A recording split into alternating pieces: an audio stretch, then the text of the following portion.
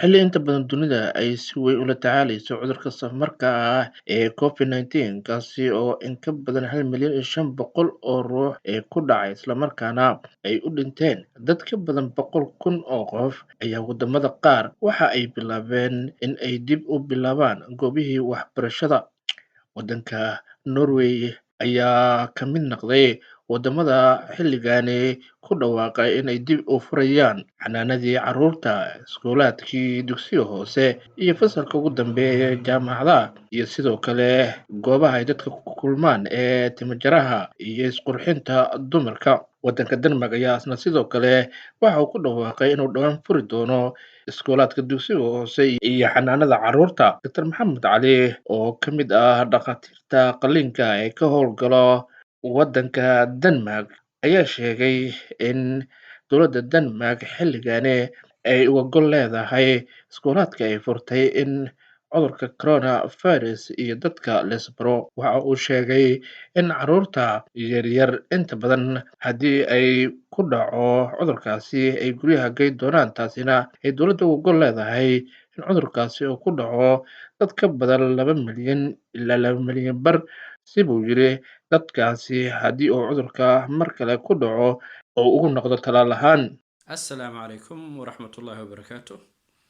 وولالكين محمد علي دقن مقالة أوضنسة كان هورقل إسبتال كأوضنسة قيبتي سقلين كورناها أهنا قدوميها مساعد كيقرأ أوضنسة كيالو ولا ليال أرنكا يقولك اللي في كليب كان إنان ما انتصود وحويان سؤال بارونتي دور جاري وصول نقنقطي سؤال شنو waxay oranaysaa maadaama wadanku Denmark ay dawladiisu go'aan gaartay in wadanka dib loo furo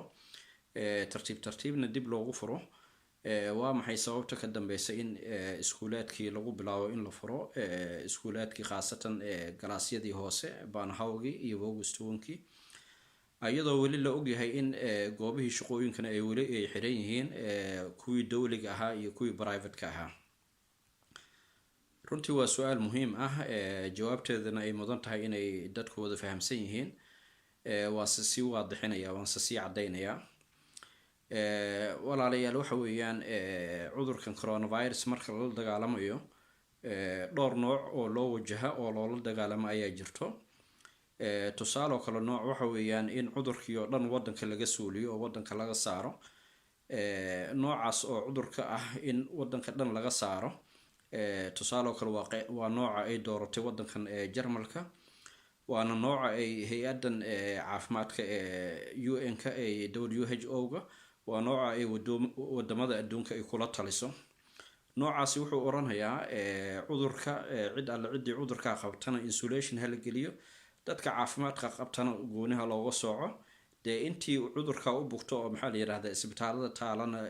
gooniha loo daaweeyo ilaa aakhirka uu wadanka noqdo meel aan cudurkaas ama viruskaas aan laga helin oo dee wadanka dhan ka suulo. noocaas waa nooci koowaad oo maxaan ku raahdaa cudurka loola dagaalamo. nooc labaad ayaa jirta oo cudurkan loo yareeyo ama loola dagaalamo. noocaasna waxa weeyaan cudurkii iyo dadkii noocma in la isku fasaxo in la isbaro cudurkii iyo dadkii in la isbaro ay isdhex galaan oo dad badan ay dee cudurka lagu daayo maxaan ku raahdaa dad badan cudurka uu ku dhaco. marka noocaas waxa weeyaan ama ujeedada ka dambaysa waxa weeyaan dad badan iyo cudurka marka la isku fasaxo dee dad badan buu cudurka ku dhacayaa aad u fara badan dadkaana maadaama cudurku guud ahaan asalka la dhaho dadka u dhimanayso percentage ahaan waa tiro yar 3% wax ka yar maadaama la dhaho dadka u dhimanayo marka laga reebo dadka waayeelka ama cudurrada kale oo maxaan ku raahdaa chronic disease leh marka groupka laga reebo waxa la dhahaa dad yar baa cudurka u dhinto marka sidaas aawadeed cudurkii dadka waa la iskaga dhaxbaxayaa dad badan buu ku dhacayaa badankoodna waa ay ka kacayaan sida aawadeed faa'iidada noocaas yani la helayo waxa weeyaan cudurkii hadduu mar labaad uu yimaado uu dadkii ku dhaco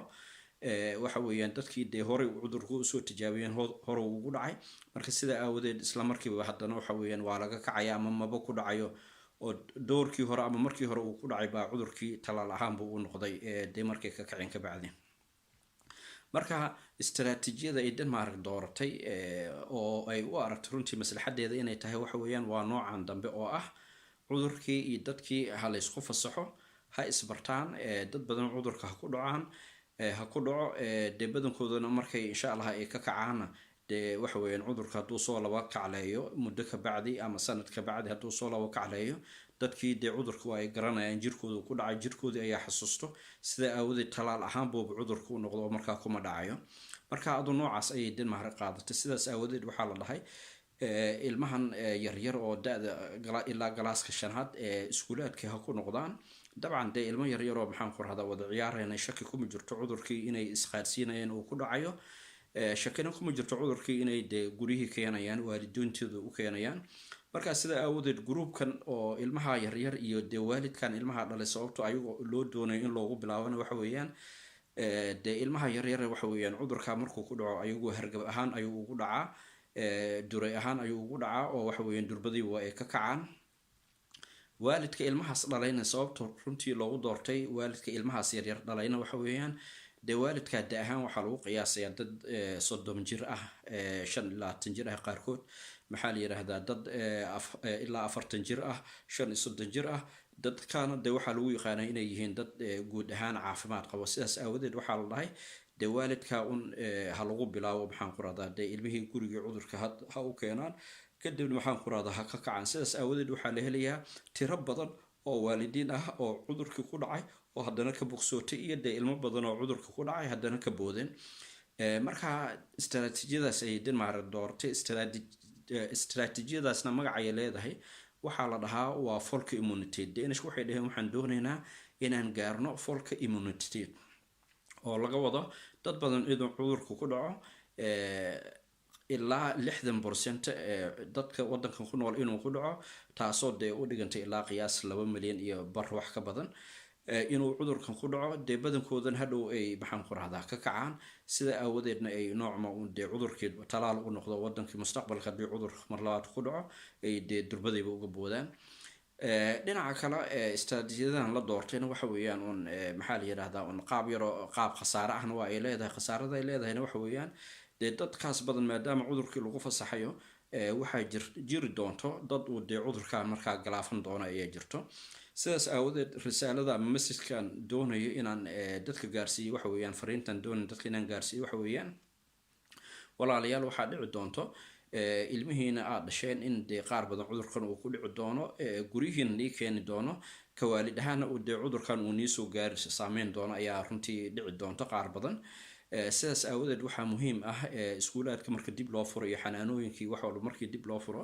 waxaa muhiim ah taxadarkiini inaad qaadataan, taxadarka aad hadda wadaan inaad sii laba jibaartaan,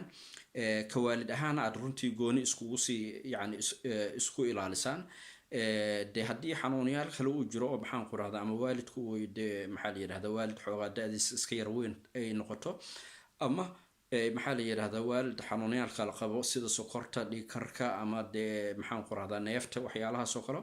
haddii ay jiraanna dee waalidkaas wuxuuba kusii qasban yihiin. ayagu waa kuwii la dhahay ha isii ilaaliyaan gooni inay isku sii ilaaliyaan. gurigana haddii ay joogaan tusaale oo kale dad waaweyn oo waayeelo aho ama awowayaal ama ayeyoon ay dad joogaan, dee dadkaasna waxa weeyaan waxa weeyaan xanaano gooni ah iyo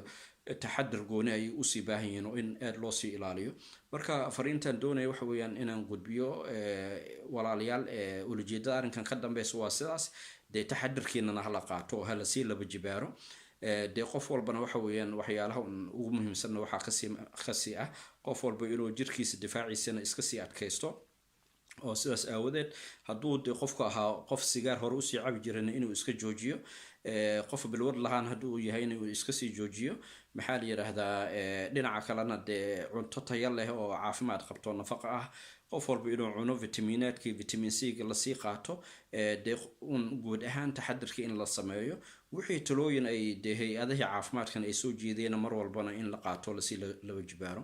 marka fariintaan doonaya inaan niisoo gudbiyo waa fariintaas. waana mahadsantihiin. baaraka allahu fiikum. dad badan ayaa arrintaasi ka walaacsan, waxa ayna sheegeen in dadka qaar ay yihiin kuwo xanuunsan. qaar ka tirsan howlwadeennada shabakadda aragti cusub oo booqday gudaha magaalada Oslo waxa ay soo warinayaan in goobihii qaar la furay, iyadoona ay la kulmeen qaar ka tirsan dukaamaanka ay dadka caddaanka ah wax ka iibsadaan sida alaabaha khamriga oo safsaf dheer ugu jiro. Si kastaba ha ahaatee, cudurka coronavirus oo xilligani dunida si ba'an ay ula tacaalayso islamarkaana dad badan galaaftay ayaa waxaa la leeyahay waxaa la isbarayaa dadkii iyo corona.